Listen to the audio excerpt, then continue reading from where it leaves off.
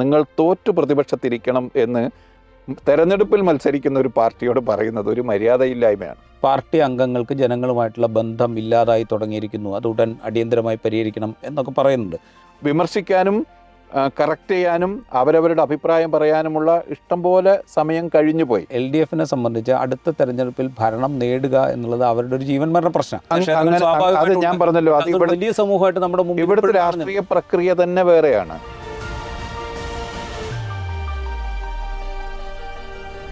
സ്വാഗതം join the സ്റ്റോറിയിലേക്ക്.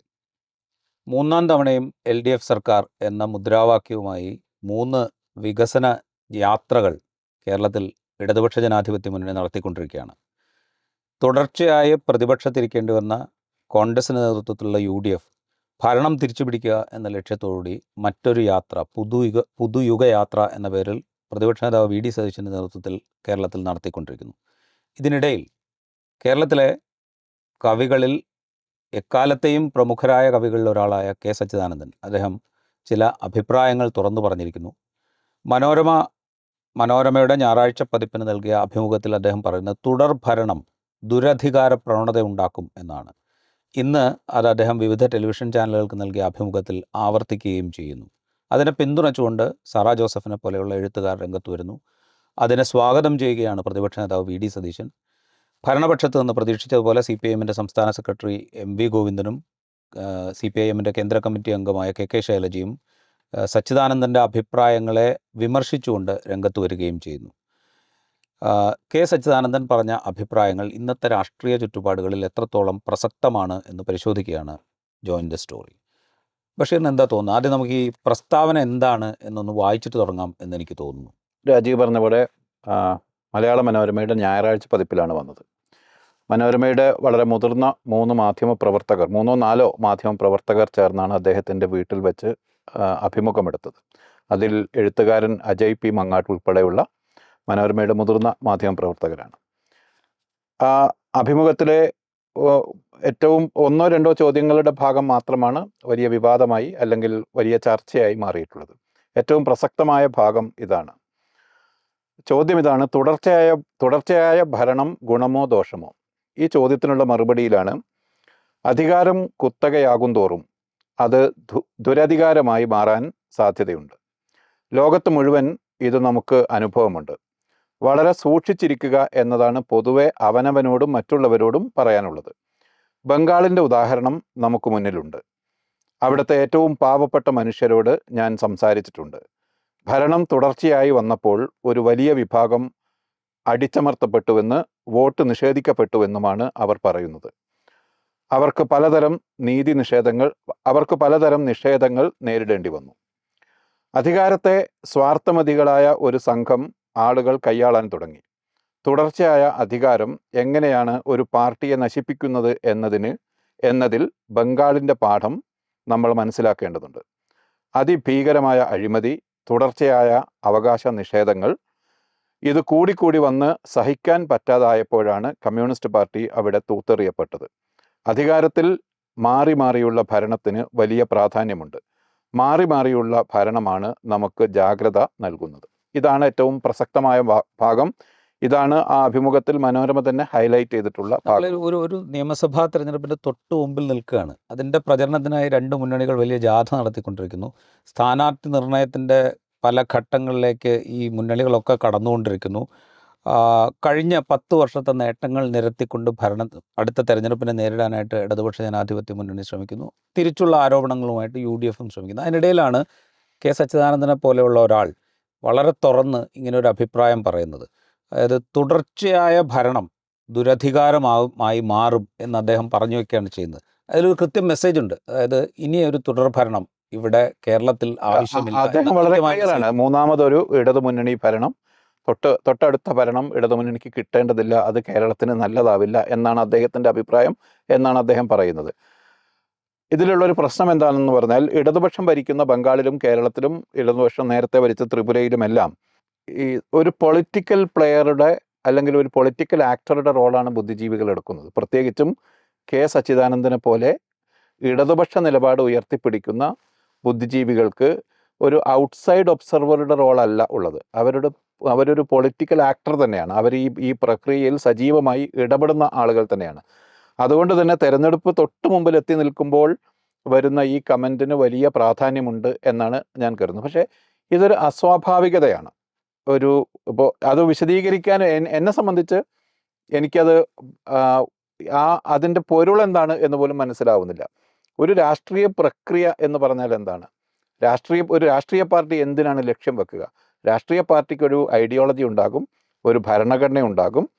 ആ ഐഡിയോളജിയും ആ ഭരണഘടനയും മുന്നിൽ ജനങ്ങളുടെ മുമ്പിൽ വെച്ച് അധികാരം പിടിച്ചെടുക്കുക എന്ന് തന്നെയാണല്ലോ രാഷ്ട്രീയ പാർട്ടികളുടെ ലക്ഷ്യം. അത് ഏത് രാഷ്ട്രീയ പാർട്ടിയാണെങ്കിലും. അങ്ങനെ അധികാരത്തിൽ വന്നാൽ, തുടർച്ചയായി അധികാരത്തിൽ വന്നാൽ മാത്രമേ ആ ഐഡിയോളജി നടപ്പിലാക്കപ്പെടുകയുള്ളൂ. അവരുടെ മനസ്സിലെ രാഷ്ട്രീയം നടപ്പിലാക്കപ്പെടുകയുള്ളൂ. അപ്പോൾ ഒരു രാഷ്ട്രീയ പാർട്ടി അല്ലെങ്കിൽ ഒരു രാഷ്ട്രീയ മുന്നണി കുറേ കാലം അധികാരത്തിൽ നിൽക്കണം, എന്നിട്ട് മാറി നിന്ന് കുറെ കൂടി ഊർജം കൈവരിച്ച് വീണ്ടും അധികാരത്തിൽ കയറണം എന്നാണ് ഈ പറഞ്ഞത് കേട്ടാൽ തോന്നുക. യഥാർത്ഥത്തിൽ അധികാര തുടർച്ച എന്നത് ദുരധികാരത്തിന് കാരണമാകും എന്ന ഒബ്സർവേഷനെ നമുക്ക് മുഖവിലക്കെടുക്കാം. പക്ഷേ ഭരണത്തിൽ വരാതെ മാറി നിന്ന് വീണ്ടും പ്രതിപക്ഷത്തിരുന്ന് പ്രതിപക്ഷ പ്രവർത്തനത്തിലൂടെ ആ പ്രക്രിയ മാറി മാറി പരീക്ഷിക്കുന്നതാണ് നല്ലത് എന്നത് എങ്ങനെയാണ് ഒരു രാഷ്ട്രീയ പാർട്ടിയോട് പറയുക? രാഷ്ട്രീയ പാർട്ടിയുടെ ആത്യന്തിക ലക്ഷ്യം പറയുന്നതിന് വേറൊരു റീസൺ ഉണ്ടാവുമെന്നാണ് ഞാൻ വിചാരിക്കുന്നത്. ഇപ്പോൾ കേരളത്തിൽ നമ്മൾ നോക്കിക്കഴിഞ്ഞാൽ, ഇപ്പോൾ 1982 മുതൽ നമ്മളിങ്ങോട്ട് നോക്കിക്കഴിഞ്ഞ് കഴിഞ്ഞാൽ 5 വർഷം കൂടുമ്പോൾ ഭരണം മാറുക എന്നുള്ളതായിരുന്നു കേരളത്തിൻ്റെ രീതി. ഒരു പക്ഷേ 1991 രാജീവ് ഗാന്ധിയുടെ മരണം സംഭവിച്ചില്ല, രാജീവ് ഗാന്ധി വധിക്കപ്പെട്ടില്ലായിരുന്നുവെങ്കിൽ ഒരു പക്ഷേ LDF തിരിച്ചു വരുമായിരുന്നു എന്നൊക്കെയുള്ള അഭിപ്രായങ്ങൾ അവിടെയുണ്ട്. 2011 സംബന്ധിച്ച് നമ്മളത് കേട്ടിട്ടുണ്ട്. ചില അട്ടിമറികൾ നടന്നില്ലായിരുന്നെങ്കിൽ അവിടെ ഭരണത്തുടർച്ച ഉണ്ടാകുമായിരുന്നു എന്ന് നമ്മൾ കേട്ടിട്ടുണ്ട്. പക്ഷേ എങ്കിൽ പോലും നമ്മുടെ പൊതുവെയുള്ള അനുഭവം 2021 വരെ നമ്മളുടെ പൊതുവെയുള്ള അനുഭവം 5 വർഷം കൂടുമ്പോൾ ഭരണം മാറുക എന്നുള്ളതാണ്. അങ്ങനെ മാറി ഭരണം സംഭവിക്കുമ്പോൾ 2 പ്രധാനപ്പെട്ട പൊളിറ്റിക്കൽ കോയിലേഷൻസ്, LDF ആണെങ്കിലും UDF ആണെങ്കിലും, അവർ 2 കൂട്ടരും വളരെ സജീവമായി കേരളത്തിൻ്റെ രാഷ്ട്രീയ മണ്ഡലത്തിൽ ഉണ്ടാവുകയും കേരളത്തിൻ്റെ ഒരു പൊളിറ്റിക്കൽ എക്കോസിസ്റ്റത്തെ അതങ്ങനെ നിലനിർത്തിക്കൊണ്ടുപോവുകയും ചെയ്യും എന്നുള്ളൊരു സിദ്ധാന്തമുണ്ട്. അതിൽ നിന്ന് മാറ്റമുണ്ടാകാൻ ഒരു സാധ്യതയുണ്ട് എന്നുള്ളതായിരിക്കാം ഒരുപക്ഷെ ഈ ആശങ്കയുടെ അടിസ്ഥാനമെന്ന് എനിക്ക് തോന്നുന്നു. ഈ ദുരധികാരം എന്നുള്ളതിനേക്കാൾ കൂടുതൽ കേരളത്തിൻ്റെ രാഷ്ട്രീയ സ്വഭാവത്തിൽ ഒരു പക്ഷേ അടുത്ത തെരഞ്ഞെടുപ്പിൽ UDF, ഡോക്ടർ MN കാരശ്ശേരി കഴിഞ്ഞ ദിവസം സംസാരിച്ചത് നമ്മുടെ മുമ്പിലുണ്ട്. അദ്ദേഹം പറയുന്നത് ഒരു വട്ടം കൂടി കോൺഗ്രസിൻ്റെ നേതൃത്വത്തിലുള്ള UDF അധികാരത്തിന് പുറത്തിരുന്നാൽ അവർ BJP-യിൽ പോകും. BJP-യിൽ പോകും എന്നുള്ളത് അദ്ദേഹം പറയുന്നുണ്ട്. അതിനേക്കാൾ ഉപരി കോൺഗ്രസ് ദുർബലമാകും, അതോടൊപ്പം UDF ദുർബലമാകും. ആ സ്ഥാനത്തേക്ക് കടന്നു വരാൻ സാധ്യതയുള്ളത് ഒരുപക്ഷെ BJP ആയിരിക്കും. അങ്ങനെ കേരളത്തിൻ്റെ ഒരു സെക്യുലർ ഡെമോക്രാറ്റിക് പൊളിറ്റിയെ നിർണ്ണയിക്കുന്ന 2 മുന്നണികൾ എന്നുള്ള ഒരു സിസ്റ്റം ഇല്ലാതാവും. ഈ ഭയമായിരിക്കുമോ ഇതിലും പ്രകടമാകുന്നത്? അതോ ഇടതുപക്ഷം അവരുടെ മൂല്യങ്ങളിൽ നിന്ന് അല്ലെങ്കിൽ അവർ മുന്നോട്ട് വയ്ക്കുന്ന പോളിസികളിൽ നിന്ന് വിഡ്രോ ചെയ്യുന്നു? ഇപ്പോൾ സച്ചിദാനന്ദൻ ഇന്ന് മാധ്യമങ്ങളോട് സംസാരിക്കുമ്പോൾ അദ്ദേഹം പറഞ്ഞത് ജാതി മത ശക്തികളുമായി യോജിച്ചു പോകാൻ ശ്രമിക്കുന്നു എന്നൊരു ആക്ഷേപം അദ്ദേഹം ഉന്നയിക്കുന്നുണ്ട്. അതുപോലെ SNDP യോഗം ജനറൽ സെക്രട്ടറി വെള്ളാപ്പള്ളി നടേശന് ശ്രീനാരായണ ഗുരുവിനേക്കാൾ വലിയ സ്ഥാനം നൽകുന്ന വിധത്തിൽ സംസാരിക്കുന്ന അവസ്ഥയിലേക്ക് കാര്യങ്ങൾ എത്തിയിരിക്കുന്നു എന്ന് അദ്ദേഹം സൂചിപ്പിക്കുന്നുണ്ട്. അപ്പോൾ വെച്ചാൽ ഒരുപക്ഷെ ഭരണനേട്ടങ്ങളെക്കാൾ ഉപരി ആ പാർട്ടിയുടെ പൊസിഷനിൽ പ്രത്യേകിച്ച് CPM-ൻ്റെ നയനിലപാടുകളിൽ വന്ന മാറ്റമായിരിക്കുമോ അവരെ കൊണ്ട് ഇങ്ങനെ സംസാരിക്കാൻ പ്രേരിപ്പിക്കുന്നത്? എനിക്ക് തോന്നുന്നത് ഞാനതിൽ കാരശ്ശേരി മാഷിൻ്റെ അഭിപ്രായത്തെയും സച്ചിദാനന്ദൻ്റെ അഭിപ്രായത്തെയും വെവ്വേറെയാണ് കാണുന്നത്. കാരശ്ശേരി മാഷ് യഥാർത്ഥത്തിൽ ഒരു കോൺഗ്രസിൻ്റെ അധികാര നഷ്ടത്തിൽ, കോൺഗ്രസ് ഏറെക്കാലം അധികാരത്തിൽ നിന്ന് നിൽക്കുന്നതിലുള്ള ഒരു വ്യസനം പങ്കുവെക്കുന്നതായേ എനിക്ക് തോന്നിയിട്ടുള്ളൂ. അങ്ങനെ ഒരു രാഷ്ട്രീയ പശ്ചാത്തലമാണ് അദ്ദേഹത്തിൻ്റെത്. CPIM വിരുദ്ധത എന്നത് ഏത് ലെവലിൽ വർക്ക് ചെയ്യുന്നു എന്നതും ഇതിൽ ഒരു ഘടകമാണ്. ഈ ബുദ്ധിജീവികളെ നമ്മൾ കാറ്റഗറൈസ് ചെയ്യാൻ ശ്രമിച്ചാൽ CPIM-ൻ്റെ ഒരു ഭരണാന്തരീക്ഷത്തിൽ ജീവിക്കാനേ പറ്റില്ല എന്ന് ചിന്തിക്കുന്ന ഒരു വിഭാഗമുണ്ട്. CPIM അധികാരത്തിൽ നിൽക്കുമ്പോഴാണ് കുറെ കൂടി നന്നായി ജീവിക്കാൻ കഴിയുക എന്ന് വിചാരിക്കുന്നവരുണ്ട്. CPIM-ൻ്റെ പോളിസികളിൽ, അവരുടെ നയപരിപാടികളിൽ അവർ വെള്ളം ചേർത്താൽ ആ അന്തരീക്ഷം മോശമാകും എന്ന് വിശ്വസിക്കുന്നവരുണ്ട്. മൂന്നാമത്തെ കാറ്റഗറിയിൽ പെടുന്ന ആളാണ് സച്ചിദാനന്ദൻ എന്നാണ് എൻ്റെ ഒരു തോന്നൽ. അദ്ദേഹത്തിൻ്റെ അഭിമുഖം ഉടനീളം നമ്മൾ വായിച്ചാൽ മനസ്സിലാകുന്നത് കേരളത്തിൻ്റെ ഇടതുപക്ഷ രാഷ്ട്രീയ അന്തരീക്ഷം നിലനിൽക്കണം, അതിന് ഈ ഭരണം 11ാം വർഷത്തിലേക്ക് കടക്കുന്നത് അതിന് ദോഷം ചെയ്യും. കുറച്ചുകൂടി പ്രതിപക്ഷത്തിരുന്നാൽ അത് റീ എനർജൈസ്ഡ് ആയിട്ട് തിരിച്ചു വരാൻ കഴിയും. ഇതാണ് അദ്ദേഹം മുന്നോട്ട് വെക്കുന്ന കാര്യം. ഇതിലൊരു ഫ്രഞ്ച് പൊളിറ്റിക്കൽ ഫിലോസഫർ ഷാക്ക് റാൻഷിയറെ സച്ചിദാനന്ദ മാഷ് ആട്രിബ്യൂട്ട് ചെയ്യുന്നുണ്ട്. അദ്ദേഹത്തിൻ്റെ ഒരു തിയറി, ഒരേ കക്ഷിയുടെ ഭരണം ഏറെക്കാലം നിലനിന്നാൽ അത് ഡെസ്പോട്ടിസത്തിലേക്കും ദുരധികാരത്തിലേക്കും വഴിമാറും എന്നതാണ്. ആ തിയറി പിടിച്ചാണ് സച്ചിദാനന്ദൻ ഇത് പറയുന്നത്. അത് അദ്ദേഹം പിന്നീട് വിശദീകരിക്കുന്നുണ്ട്. ഇന്ന് മാധ്യമങ്ങൾക്ക് നൽകിയ അഭിമുഖത്തിൽ അദ്ദേഹം തൻ്റെ വാദത്തെ കഴിഞ്ഞ ദിവസങ്ങളിൽ CPIMൻ്റെയും മറ്റും ഭാഗത്തുനിന്ന് വന്ന വിമർശനങ്ങളെ മുൻനിർത്തി അദ്ദേഹം വിശദീകരിക്കുന്നുണ്ട്. അദ്ദേഹം പറയുന്നത്, പ്രതിപക്ഷത്തിരുന്ന് കുറെ കൂടി ശക്തിയാർജിക്കുക എന്ന് പറയുന്നത് എങ്ങനെയാണ് വിമർശനമാവുക? ഞാൻ അതിൻ്റെ നിലനിൽപ്പിന് വേണ്ടി ആഗ്രഹിച്ചുകൊണ്ടാണ് ഇത് ചെയ്യുന്നത് എന്നാണ് അദ്ദേഹത്തിൻ്റെ അതിനുള്ള വിശദീകരണം. ഒരുപക്ഷെ അദ്ദേഹം ഞാൻ നേരത്തെ പറഞ്ഞതുപോലെ ഈ മൂന്നാമത്തെ കാറ്റഗറിയിൽപ്പെട്ട ഇടതുപക്ഷ അന്തരീക്ഷം നിലനിൽക്കണം എന്നും അവർ അധികാരത്തിൽ തുടരുന്നത് ഒരു അധികാര പ്രമത്തതയായി തീരുമെന്നും അത് വേറെ വലിയ തോതിലുള്ള കൂടുതൽ അവർ മോശമെന്ന് കരുതുന്ന രാഷ്ട്രീയ അന്തരീക്ഷത്തിലേക്ക് മാറുമെന്നും കരുതിയുള്ള ഒരു വാക്കുകളായാണ് എനിക്ക് തോന്നിയത്. ബംഗാളിനെയാണ് ഇതിന് അദ്ദേഹം ഉദാഹരണമാക്കുന്നത്. അവിടെയാണ് ബംഗാളിനെ ഉദാഹരണമാക്കുമ്പോഴാണ് എനിക്ക് അതിനകത്തുള്ള ഒരു വൈരുദ്ധ്യം എനിക്ക് തോന്നുന്നത്. സത്യം പറഞ്ഞാൽ ഇപ്പോൾ ഈ പറഞ്ഞത് ശരിയാണ്. അതായത് തുടർച്ചയായ അധികാരത്തിലിരിക്കുമ്പോൾ സ്വാഭാവികമായി സംഭവിക്കാനിടയുള്ള ഒരുപാട് പ്രശ്നങ്ങളുണ്ട്. അഴിമതിയുടെ ഒരു ഡീസെൻട്രലൈസേഷൻ ചിലപ്പോൾ സംഭവിച്ചേക്കാം. ബംഗാളിലൊക്കെ സംഭവിച്ചതുപോലെ പാർട്ടി ഘടകങ്ങൾ ഭരണാധികാര കേന്ദ്രങ്ങളായി മാറുന്നൊരവസ്ഥ ചിലപ്പോൾ ഉണ്ടായേക്കാം. അല്ലെങ്കിൽ പാർട്ടിയും ജനങ്ങളും തമ്മിലുള്ള ബന്ധം, അല്ലെങ്കിൽ പാർട്ടി അംഗങ്ങളും ജനങ്ങളും തമ്മിലുള്ള ബന്ധം നഷ്ടപ്പെടുന്നൊരു അവസ്ഥ ഉണ്ടായേക്കാം. അതിനിപ്പോൾ ഇന്നിപ്പോൾ CPM സ്റ്റേറ്റ് കമ്മിറ്റി അവരുടെ കീഴ്ഘടകങ്ങൾ കൊടുത്തൊരു കത്ത് ഇന്ന് മാധ്യമങ്ങൾ പലതും പ്രസിദ്ധീകരിച്ചിട്ടുണ്ട്. അതിൽ പറയുന്നത് പാർട്ടി അംഗങ്ങൾക്ക് ജനങ്ങളുമായിട്ടുള്ള ബന്ധം ഇല്ലാതായി തുടങ്ങിയിരിക്കുന്നു, അത് ഉടൻ അടിയന്തരമായി പരിഹരിക്കണം എന്നൊക്കെ പറയുന്നുണ്ട്. അപ്പോൾ അങ്ങനെ ഒരു സിറ്റുവേഷൻ ഉണ്ടായേക്കാം. ഇതൊക്കെ സംഭവിച്ചേക്കാം. പക്ഷേ ബഷീർ നേരത്തെ ചൂണ്ടിക്കാണിച്ച പോലെ തന്നെ ഒരു രാഷ്ട്രീയ പാർട്ടിയെ സംബന്ധിച്ച്, പ്രത്യേകിച്ച് CPM നേതൃത്വം നൽകുന്ന LDFനെ സംബന്ധിച്ച് അടുത്ത തെരഞ്ഞെടുപ്പിൽ ഭരണം നേടുക എന്നുള്ളത് അവരുടെ ഒരു ജീവൻ മരണ പ്രശ്നമാണ്. കാരണം ഇന്ത്യയിൽ ഒരിടത്തും നമ്മൾ പല ഡിസ്കഷനും ചൂണ്ടിക്കാണിച്ചതുപോലെ തന്നെ ഇന്ത്യയിൽ ഒരിടത്തും ഇടതുപക്ഷം അധികാരത്തിലില്ലാത്തൊരു സിനാരിയോ ആയിരിക്കും അവർക്ക് ഭരണം നഷ്ടമാവുകയാണെങ്കിൽ 2026 ശേഷം ഉണ്ടാകുക. അത് ദേശീയ രാഷ്ട്രീയത്തിൽ ഉണ്ടാക്കുന്ന വാക്വം എന്താകും എന്ന് സച്ചിദാനന്ദ മാഷിനെ പോലുള്ള ഒരാൾക്ക് അറിയാത്തതുമല്ല. അപ്പോൾ അവരെ സംബന്ധിച്ച് ഈ അധികാരം നിലനിർത്തുക എന്നുള്ളത് അത്രത്തോളം പ്രധാനപ്പെട്ട ഒരു സംഗതിയാണ്.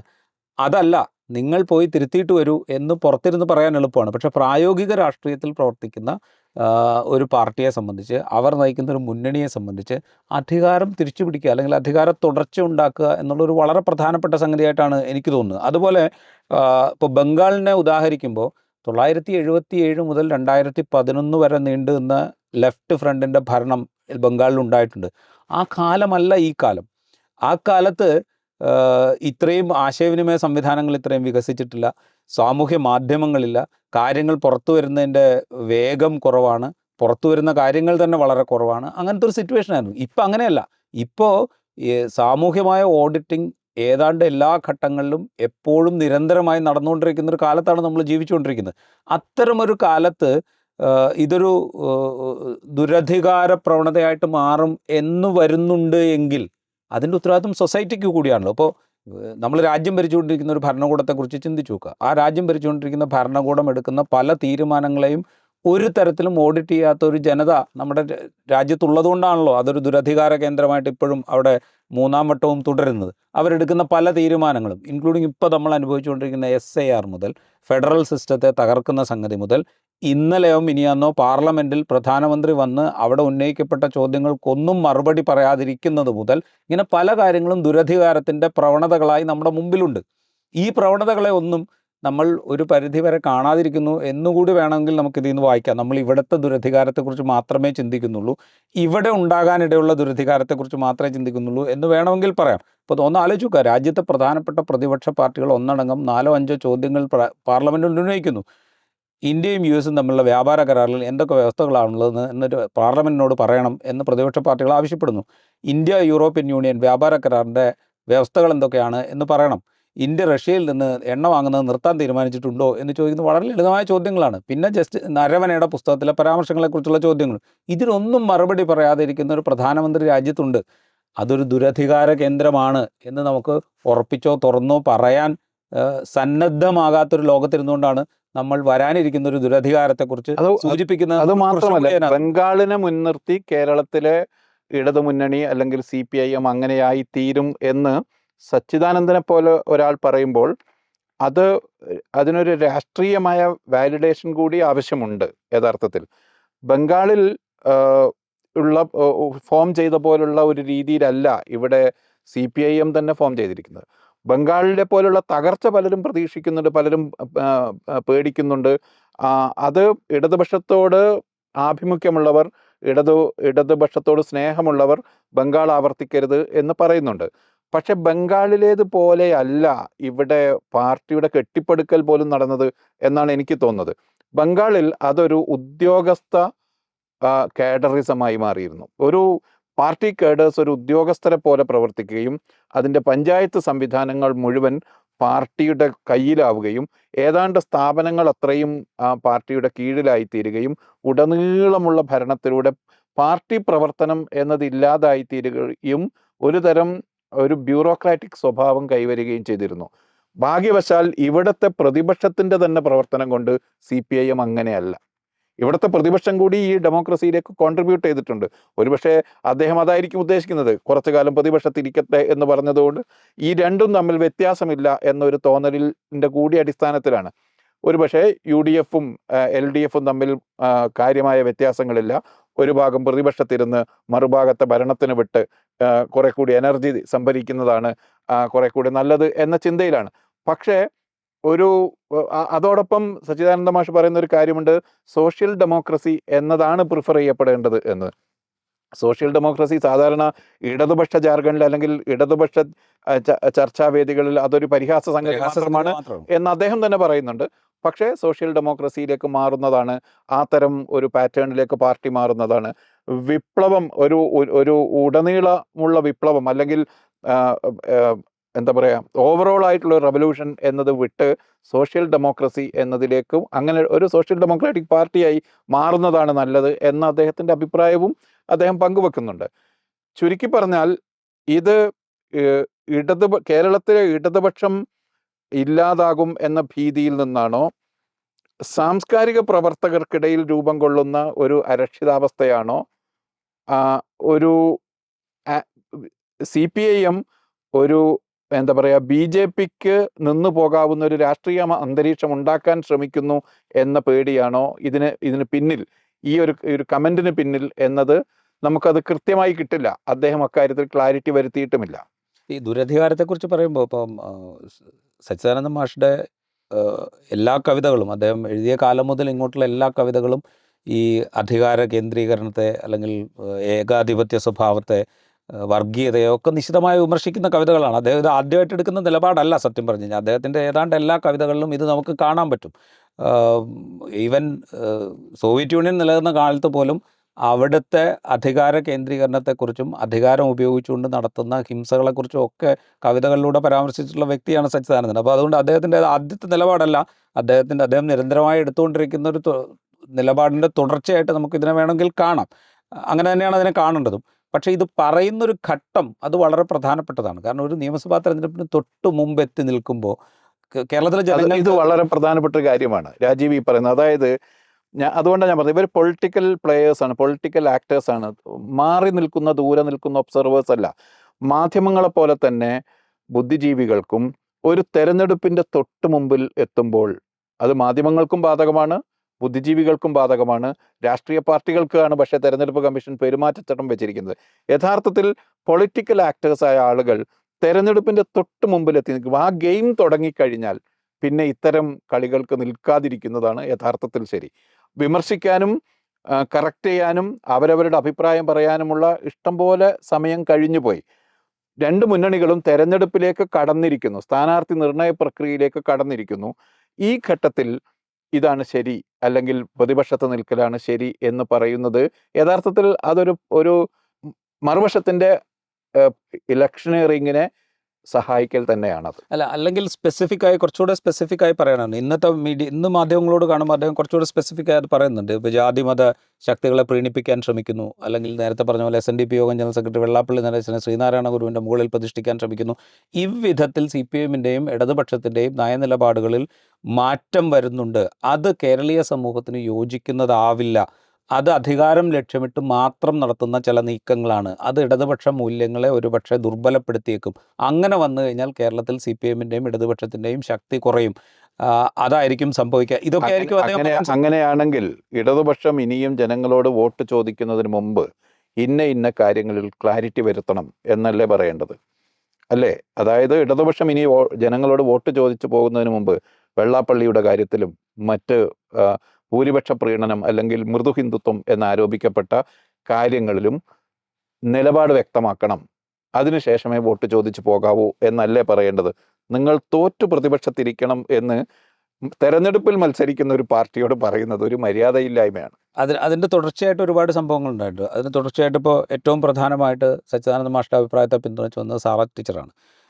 സാറ ടീച്ചറുടെ അഭിപ്രായത്തിൽ എനിക്ക് തോന്നിയൊരു സംഗതി എന്ന് പറഞ്ഞു കഴിഞ്ഞാൽ, സാറ ടീച്ചർ പറയുന്നത് ഇത് രാജ്യത്തും, അതായത് ഇന്ത്യയിലും കേരളത്തിലും ഒരേപോലെയാണ് ഇത് ഈ എന്താ പറയുക അധികാര കേന്ദ്രീകരണം വന്നുകൊണ്ടിരിക്കുന്നത് എന്നൊരു താരതമ്യം കൂടെ വരുത്തുന്നുണ്ട്. അത് കുറേ കാലമായി ഒരു കമ്പാരിസണാണ്. അതായത് മോദി എങ്ങനെയാണോ പ്രവർത്തിക്കുന്നത് അതുപോലെ തന്നെയാണ് കേരളത്തിൽ പിണറായി വിജയൻ പ്രവർത്തിക്കുന്നത് എന്നൊരു താരതമ്യം കുറേ കാലമായിട്ടുണ്ട്. ഈ താരതമ്യത്തെ വീണ്ടും ഉയർത്തിക്കൊണ്ടുവരികയാണ് സാറ ടീച്ചറെ പോലുള്ള ആളുകൾ ചെയ്യുന്നത്. അതിലൊരു യുക്തിരാഹിത്യമുണ്ട് എന്ന് വിശ്വസിക്കുന്ന ഒരാളാണ് ഞാൻ. കാരണം വെച്ച് കഴിഞ്ഞാൽ ചിലപ്പോൾ ഇവിടെ തീരുമാനങ്ങൾ എടുക്കുന്നത് മുഴുവൻ മുഖ്യമന്ത്രിയാണ് എന്നത് വസ്തുതയാണ് എന്ന് തന്നെ വെക്കുക നമ്മൾ.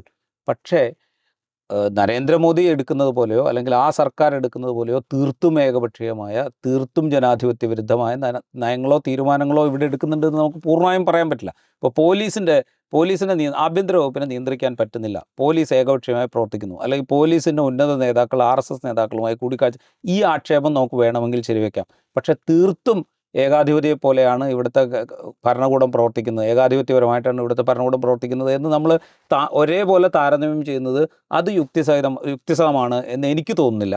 അതാണ് അതിനകത്തുള്ള അതിൽ തോന്നിയ ഒരു വിയോജിപ്പ്. അത് ഓരോന്നെടുത്താലും നമുക്കത് ഈ കമ്പാരിസൺ, അതായത് ഈ താരതമ്യം, അതല്ലെങ്കിൽ ഇത് സിമിലർ ആണ് എന്ന് പറയും. ഈ BJPയുടെ കേന്ദ്രത്തിലെ ഭരണവും കേരളത്തിലെ 10 വർഷത്തെ പിണറായി വിജയൻ്റെ ഭരണവും ഏതാണ്ട് ഒരുപോലെയാണ് എന്ന് പറയുന്നത് ഒരു തരത്തിലും യുക്തിസഹമല്ല. മുഖ്യമന്ത്രിയുടെ ആക്സസിബിലിറ്റി, പ്രധാനമന്ത്രിയുടെ ആക്സസിബിലിറ്റി ആലോചിച്ച് നോക്കൂ. നമ്മൾ താരതമ്യം ചെയ്താൽ ഇപ്പം പിണറായി വിജയനെതിരെ ഏറ്റവും കൂടുതൽ ഉയർന്ന വിമർശനം അദ്ദേഹം ഭയം തോന്നുന്നു എന്നാണല്ലോ സച്ചിദാനന്ദ മാഷ്, വിമർശിക്കാൻ ഭയം തോന്നുന്നു എന്നത്. എന്നാൽ മുഖ്യമന്ത്രി കേരളത്തിൽ ആദ്യകാലത്ത് അദ്ദേഹം വാർത്താ സമ്മേളനങ്ങൾ കുറച്ചേ നടത്തിയിരുന്നു. ഒന്നാമത്തെ ടേമിൽ വളരെ കുറഞ്ഞ വാർത്താ സമ്മേളനങ്ങളാണ് നടത്തിയത്. അതിന് മുമ്പത്തെ മുഖ്യമന്ത്രി എല്ലാ ആഴ്ചയിലും റെഗുലറായി മാധ്യമങ്ങളെ കണ്ടിരുന്നു. എന്നാൽ പിണറായി വിജയൻ വന്നതിന് ശേഷം ഉടനീളം കണ്ടിരുന്നു. പക്ഷേ പിണറായി വിജയൻ ആദ്യം വന്നതിന് ശേഷം അദ്ദേഹം വാർത്താ സമ്മേളനങ്ങളുടെ ഫ്രീക്വൻസി കുറച്ചു. എന്നാൽ പിൽക്കാലത്ത് കോവിഡിൻ്റെ കാലത്ത് മുഴുവൻ ഡെയിലി വാർത്താ സമ്മേളനം നടത്തുന്ന അന്തരീക്ഷത്തിലേക്ക് മുഖ്യമന്ത്രി മാറി. അതിനുശേഷം ആക്സസിബിൾ ആണ്. എന്നെ സംബന്ധിച്ച് ഞാൻ കാണുന്നത് അതിന് ഒരു ഇന്നാക്സസിബിൾ ആയ ഒരു മുഖ്യമന്ത്രിയാണ് കേരളത്തിലേത് എന്ന് പറയാൻ പറ്റില്ല. എന്നാൽ 10 വർഷമായി ഒരു വാർത്താ സമ്മേളനം പോലും നടത്താത്ത പ്രധാനമന്ത്രിയാണ് മോഡി. അതുപോലെ നയം, നിലപാടുകൾ, ഇത്തരം കാര്യങ്ങളിൽ നമുക്ക് ഇൻസ്റ്റിറ്റ്യൂഷൻസിനെ മുഴുവനും പിടിച്ചടക്കി ഒരു ഫാസിസ്റ്റ് രീതി തന്നെ നടപ്പാക്കുന്ന രീതിയാണ് കേന്ദ്രത്തിലേത്. സമാനമായ രീതിയാണ് കേരളത്തിലേത് എന്ന് പറയാൻ കഴിയില്ല.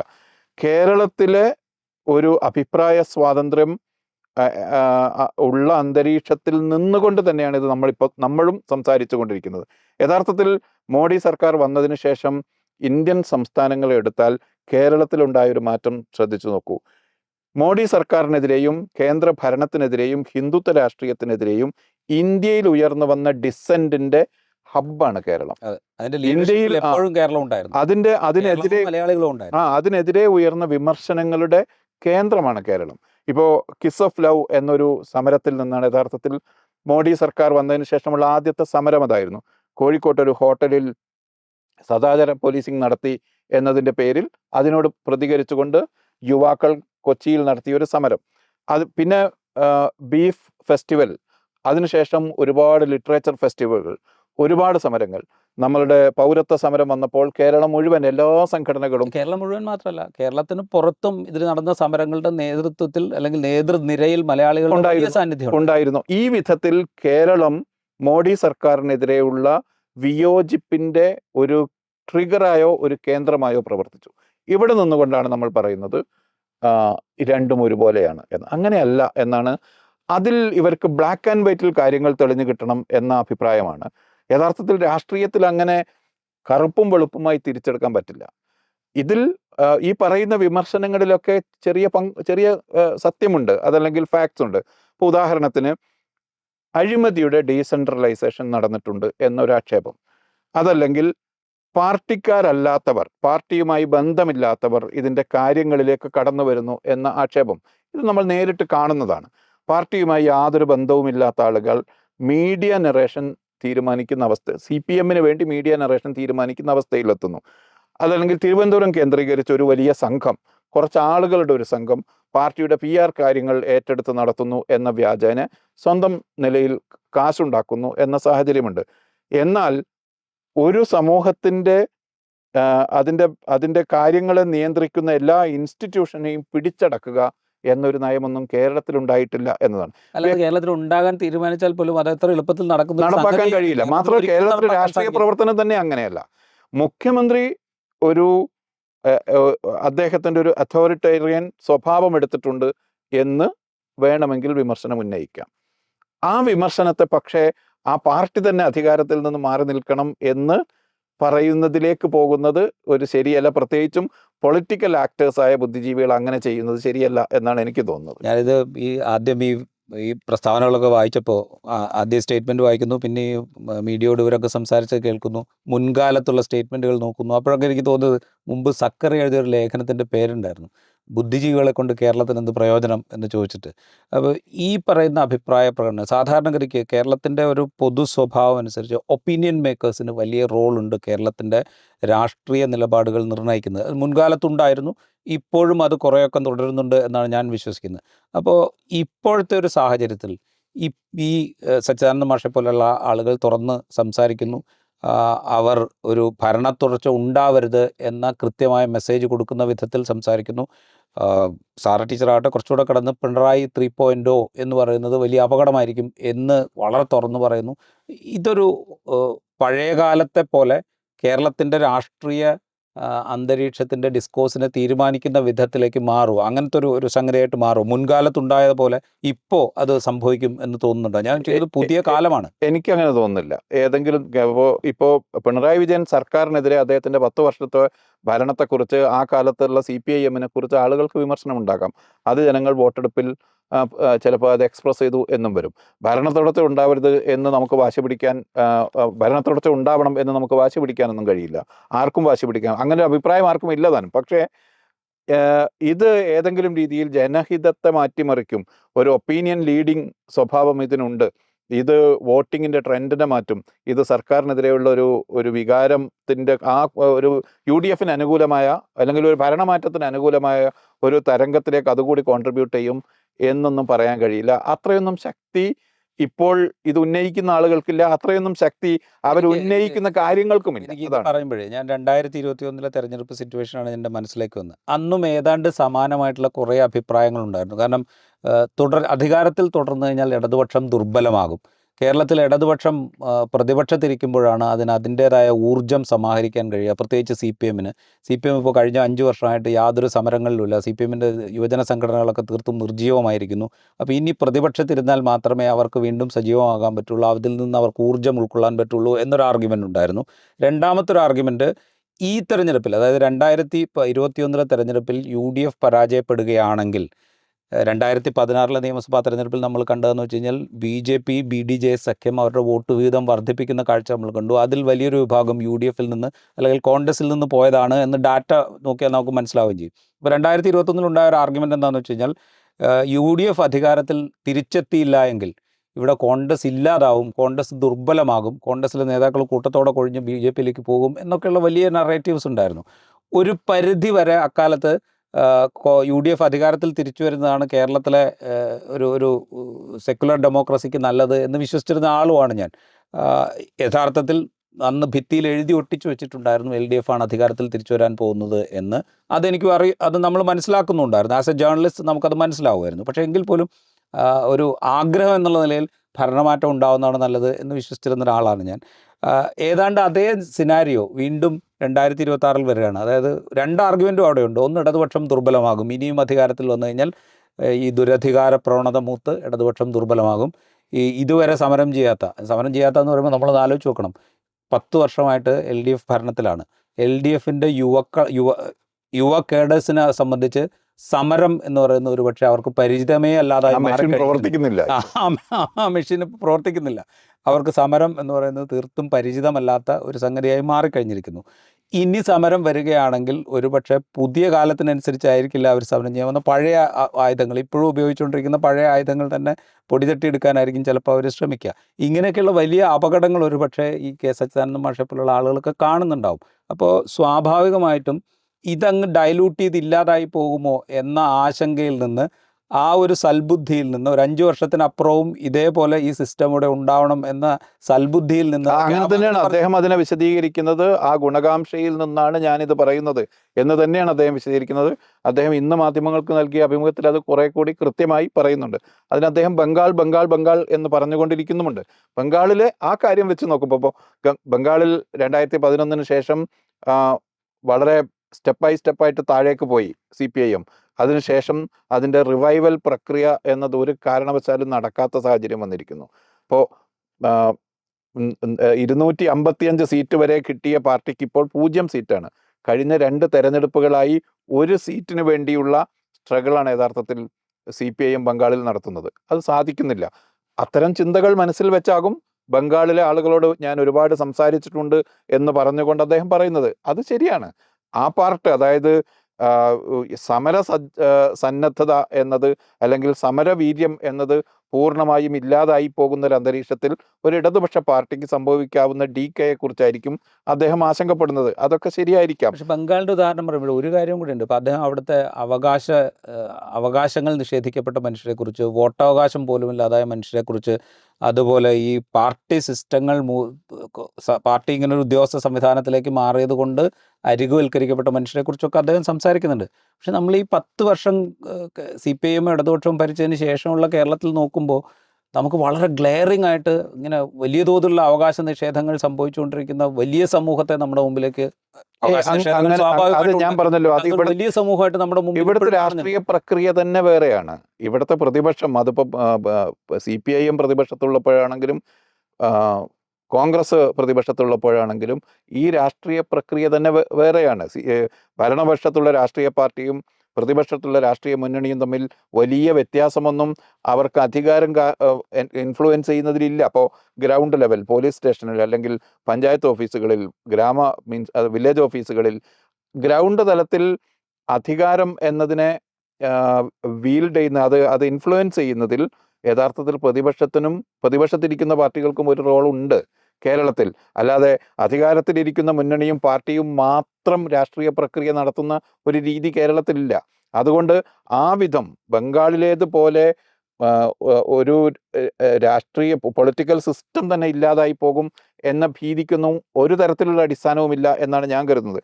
അതേസമയം ബംഗാളിൽ CPIM എന്ന പാർട്ടി ഇല്ലാതായതിന് പാരലായി BJP ഓരോ സ്റ്റെപ്പ് കയറി മുന്നോട്ട് വന്നതും, ഇടതുപക്ഷം പൂർണ്ണമായും ഇല്ലാതാകുന്ന അവസരത്തിൽ BJP ഒരു പക്ഷേ അധികാരത്തിലേക്ക് പോലും കയറി വരാവുന്ന വിധത്തിൽ സജ്ജരായി നിൽക്കുന്നതും നമ്മൾ കാണുന്നുണ്ട്. ഞാൻ ഈ പറയുന്ന ആളുകളുടെ അവരുടെ ഒരു ചിന്തയിൽ വരാത്തൊരു കാര്യമായി എനിക്ക് തോന്നുന്നത്, ഇടതുപക്ഷം എന്നത് ഇല്ലാതാവുക എന്ന് പറഞ്ഞാൽ അതിൻ്റെ അർത്ഥം മറ്റൊരു പൊളിറ്റിക്സ് ഇവിടെ കയറി വരിക എന്ന് തന്നെയായിരിക്കും. അതിൻ്റെ അപകടം ഞാൻ ഭരണ തുടർച്ചയെക്കുറിച്ചല്ല പറയുന്നത്, CPIM എന്ന പാർട്ടി ഇല്ലാതാകുന്നതിനെക്കുറിച്ചോ അല്ലെങ്കിൽ ഇടതുപക്ഷ രാഷ്ട്രീയം ക്ഷയിക്കുന്നതിനെക്കുറിച്ചോ ആണ്. ഭരണ തുടർച്ച നമ്മളുടെ വിഷയമേ അല്ല. പക്ഷേ ഇടതുപക്ഷം എന്ന രാഷ്ട്രീയ അന്തരീക്ഷം കേരളത്തിൽ ഇല്ലാതാകുന്നത് ഏത് തരത്തിലുള്ള പൊളിറ്റിക്കൽ എമർജൻസിനാണ് വഴിവെക്കുക എന്നതിന് ബംഗാൾ തന്നെ കൃത്യം ഉദാഹരണം നൽകുന്നു. അല്ല, ആ ഉദാഹരണം വെച്ചുകൊണ്ട് തന്നെ സച്ചിദാനന്ദ മാഷ് ഈ ആർഗ്യുമെന്റ് നമുക്ക് സാധൂകരിച്ചൂടെ? കാരണം വെച്ച് കഴിഞ്ഞാൽ ഈ സംവിധാനം ഇപ്പോൾ ഉള്ളതുപോലെ അങ്ങ് തുടർന്നു കഴിഞ്ഞു കഴിഞ്ഞാൽ ഒരു 5 വർഷം കൂടെ കഴിയുമ്പോഴത്തേക്കും ഇതിൻ്റെ ഡീക്കേ ഉണ്ടാകും. അപ്പോൾ അങ്ങനെയാണെങ്കിൽ അതിന് വഴിവെക്കണ്ട. അതിന് ഇന്റേണൽ ക്രിറ്റിസിസം വേണമെന്നല്ലേ പറയേണ്ടത്? അതിന് ഇന്റേണൽ ക്രിറ്റിസിസം നടക്കണം, അതല്ലേ പറയേണ്ടത്? അല്ല, ഇന്റേണൽ ക്രിറ്റിസിസം എന്ന് പറഞ്ഞാൽ ഇപ്പോൾ CPM നമ്മൾ എടുത്തു നോക്കി കഴിഞ്ഞാൽ CPMന്റെ ഇന്റേണൽ ക്രിറ്റിസിസത്തിന് ഒരു കുറവുമില്ല. ഇപ്പോൾ ഇന്ന് വന്നിരിക്കുന്ന സ്റ്റേറ്റ് കമ്മിറ്റി കീഴ്ഘടകങ്ങൾക്ക് കൊടുത്തിരിക്കുന്ന കത്ത് പോലെ നിരവധി കത്തുകൾ ഈ കാലയളവിൽ പല ഘട്ടങ്ങളിലായിട്ട് CPM സംസ്ഥാന കമ്മിറ്റി താഴേക്കിട്ട് കൊടുത്തത് നമ്മുടെ മുമ്പിലുണ്ട്. തെറ്റുകൾ തിരുത്തുന്നതിനെക്കുറിച്ച്, എന്തിന് സാമ്പത്തിക പാർട്ടി എങ്ങനെ പിരിവ് നടത്തണം എന്നുള്ളതിനെക്കുറിച്ച് വരെയുള്ള കത്തുകൾ നമ്മുടെ മുമ്പിലുണ്ട്. ഈച്ച് ആൻഡ് എവറിത്തിങ്, പാർട്ടി ഘടകങ്ങൾ എങ്ങനെ പ്രവർത്തിക്കണം, ഏത് വിധത്തിലാണ് ജനങ്ങളോട് പെരുമാറേണ്ടത് എന്നടക്കം തെറ്റുകളുടെ ഒരു ലിസ്റ്റ് ഉണ്ടാക്കി അത് തിരുത്താൻ അതിന് എത്രയോ തവണ. അപ്പോൾ ഇൻറ്റേർണൽ ഡിസ്കഷനും അത് തിരുത്താനുള്ള ശ്രമങ്ങളും ഇല്ലാതായിട്ടില്ല. പക്ഷെ അത് ആ ശ്രമങ്ങൾ നടക്കുമ്പോൾ പോലും ഈ സിസ്റ്റം തിരുത്തപ്പെടുന്നില്ല എന്ന തോന്നലിൽ നിന്നാണ് ഒരുപക്ഷെ ഈ പറയുന്നതെങ്കിലും, അതുകൊണ്ട് ഇനി ഭരണത്തിൽ നിന്ന് മാറി നിൽക്കുന്നതാണ് നല്ലത് എന്ന ഒരു നിഗമനത്തിലെത്തിയതാണെങ്കിലോ അങ്ങനെയോ ആവാമല്ലോ. അത് ആ നിലയ്ക്ക് അദ്ദേഹം തന്നെ പറയുന്നത് പോലെ ഇത് വളരെ സതുദ്ദേശപരമായൊരു വിമർശനമാണ് എന്ന് നമുക്ക് കണ്ടുകൂടെ? മാധ്യമങ്ങളുടെയും ഇൻ്റലക്ച്വൽസിൻ്റെയും ഭാഗത്തു നിന്ന് ഇലക്ഷൻ കൺമുമ്പിലെത്തി നിൽക്കുന്ന ഘട്ടത്തിൽ അവരൊരു പൊളിറ്റിക്കൽ ആക്ടേഴ്സിനെ പോലെ പെരുമാറുന്നത് ശരിയല്ല എന്ന അഭിപ്രായമാണ് എനിക്കുള്ളത്. കാരണം അവർക്ക് അതിലൊരു പങ്കുണ്ട്, അവർക്ക് ആളുകളെ സ്വാധീനിക്കാനുള്ള നേരിയൊരു ഒരു പങ്കെങ്കിലും അവർക്കുണ്ട്. ഈ ഘട്ടത്തിൽ അങ്ങനെ പറയുന്നത് ശരിയല്ല എന്നാണ് എൻ്റെ ഒരു അഭിപ്രായം. രണ്ടാമത്, ഒരു ഭരണഘടനയും ഒരു ഐഡിയോളജിയും മുന്നിൽ വെച്ച് അധികാരത്തിന് വേണ്ടി ശ്രമിക്കുന്ന ഒരു പാർട്ടിയോട് ഇത്തവണ നിങ്ങൾ അധികാരത്തിൽ വരണ്ട, അപ്പുറത്ത് നിൽക്കുന്നതാണ് നല്ലത് എന്ന് പറയുന്നതിൽ എന്തോ ഒരു അനൗചിത്യമുണ്ട് അതിൽ. പകരം അധികാരത്തിൽ വന്നാലും നിങ്ങൾ തിരുത്തേണ്ട ചില കാര്യങ്ങൾ ഇക്കഴിഞ്ഞ 10 വർഷത്തിനിടയിൽ സംഭവിച്ചിട്ടുണ്ട് എന്ന് പറയുന്നതാണ് ശരി എന്നാണ് എനിക്കതിൽ തോന്നുന്നത്. ഇത് ഈ അഭിപ്രായം പറയുമ്പോഴും എനിക്ക് തോന്നിയൊരു വൈരുദ്ധ്യം എന്ന് പറയുന്നത്, രണ്ടാം പിണറായി സർക്കാർ 2021 അധികാരത്തിൽ വന്നതിന് ശേഷം കേരള സാഹിത്യ അക്കാദമിയുടെ പ്രസിഡന്റായി നിയോഗിച്ചത് K. സച്ചിദാനന്ദനായിരുന്നു. അദ്ദേഹം ഇപ്പോഴും ആ പദവിയിൽ തുടരുന്നുണ്ട്. ഇടക്കാലത്ത് അദ്ദേഹം രാജിവെക്കുകയാണെന്ന് പറഞ്ഞെങ്കിൽ പോലും പിന്നീട് അദ്ദേഹം അവിടെ തുടരുകയാണ് ചെയ്തത്. അദ്ദേഹം ഇപ്പോഴും അവിടെ തുടരുന്നുണ്ട്. അങ്ങനെ തുടർന്നുകൊണ്ട് തന്നെയാണ് അദ്ദേഹം ഈ അഭിപ്രായം പ്രകടിപ്പിക്കുന്നത് എന്നുള്ളത് ഒരുപക്ഷെ കൗതുകകരമായിരിക്കാം. അദ്ദേഹം മുൻകാലത്തും ഇതുപോലെ അധികാരസ്ഥാനത്തിരിക്കുമ്പോൾ തന്നെ വിമർശനം ഉന്നയിക്കാൻ മടി കാണിക്കാത്ത ആളാണ് എന്നതും കൂടെ നമ്മൾ കൂട്ടിച്ചേർക്കും. ഇപ്പോൾ ആശാ വർക്കേഴ്സിൻ്റെ സമരം നടന്ന സമയത്ത് ആ സമരത്തെ പിന്തുണച്ചുകൊണ്ട് അദ്ദേഹം ആ പ്രസിഡന്റ് പദവിയിൽ ഇരിക്കുമ്പോൾ തന്നെ പ്രസ്താവന ഇറക്കിയ ആളാണ്. അപ്പോൾ അതിരിക്കുമ്പോൾ തന്നെ ഇതിനെ വിമർശിക്കാൻ മടിക്കാത്ത ഒരാളാണ്. പക്ഷേ എങ്കിൽ പോലും അതിലൊരു വൈരുദ്ധ്യം അവിടെ കിടക്കുന്നുണ്ട് എന്നുള്ളതാണ് എനിക്ക് തോന്നുന്നത്. എന്തായാലും ഞാൻ വിചാരിക്കുന്ന വരും ദിവസങ്ങളിൽ ഒരുപക്ഷെ പ്രതിപക്ഷത്തെ ഒപ്പം മാധ്യമങ്ങളെ, അതിനൊപ്പം ഈ പറയുന്ന സാംസ്കാരിക മേഖലയിലുള്ള ബുദ്ധിജീവി സമൂഹത്തെ ഒക്കെ ഇടതുപക്ഷവും വിശിഷ്യ CPMൻ്റെ നേതൃത്വവും നേരിടേണ്ടി വരും എന്നുള്ള സിറ്റുവേഷനാണ് ഇനി അങ്ങോട്ടുണ്ടാവുക എന്നാണ് ഞാൻ വിചാരിക്കുന്നത്. എന്തായാലും നമുക്ക് കാത്തിരുന്ന് കാണാം എന്താണ് ഇനി തുടർചലനങ്ങൾ വരുന്നത്. K. സച്ചിദാനന്ദനെ ഇന്ന് CPMൻ്റെ സംസ്ഥാന സെക്രട്ടറിയും കേന്ദ്ര കമ്മിറ്റി അംഗമായ KK ശൈലജയും മിതമായ ഭാഷയിലാണെങ്കിൽ പോലും വിമർശിക്കുകയുണ്ടായി. അതിനേക്കാൾ വലിയ വിമർശനം ഇനി വരുമോ എന്നുള്ളത് കാത്തിരുന്ന് കാണേണ്ട സംഗതിയാണ്. ഈ എപ്പിസോഡ് ഇവിടെ പൂർത്തിയാവുന്നു. മറ്റു എപ്പിസോഡുമായി വീണ്ടും കാണാം.